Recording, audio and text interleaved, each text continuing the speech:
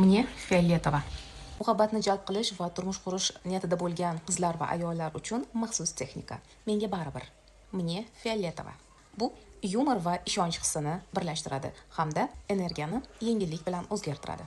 Nima kerak bo'ladi? Fioletovoy qog'oz yoki mato. Fioletovoy bu binafsha rang. Fioletovoy sham yoki topolmasangiz oddiy sham.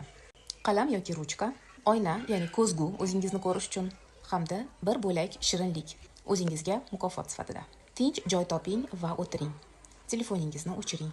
Fioletovoy qog'ozni oldingizga qo'ying, shamni yoqing. Ko'zgu oldiga o'tiring. O'zingizga qarang va shunday deng: men jozibali, men magnit. Qani, bo'lsa muhabbat kelsin. Kelmasa menga Fioletova. Chunki men o'zimni sevaman. Qalbdan, chin ko'ngildan kuling. Bu so'zlarning quvvati yumor va yengillikda. Qog'ozga yozing: men munosib turmush o'rtoqqa tayyorman. U men tomonga yo'l olmoqda. Menga Fioletova u qayerdan keladi? Asosiysi muhabbat bilan. Keyin shamga qarab niyat qilasiz. Ilohim, muhabbat yo'lim ochiq. Kim meni haqiqiy sevsa, menga yo'l topadi. Qolgani menga Fioletova. Undan so'ng energiyamizni bayram qilamiz.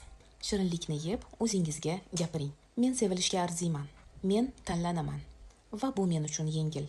Ushbu texnika yumor orqali ichki qarshilikni yumshatadi. Energiyada yengillik paydo qiladi va signalni koinotga aniq yuboradi. Siz tayyorsiz. Siz ochiqsiz. Siz sevilishga arziysiz. Sizda juftingiz bilan munosabatlarda yoki turmushga chiqish bilan bog'liq muammolaringiz bo'lsa, muhabbat sari yo'l deb nomlangan 21 kunlik marafonga taklif qilaman.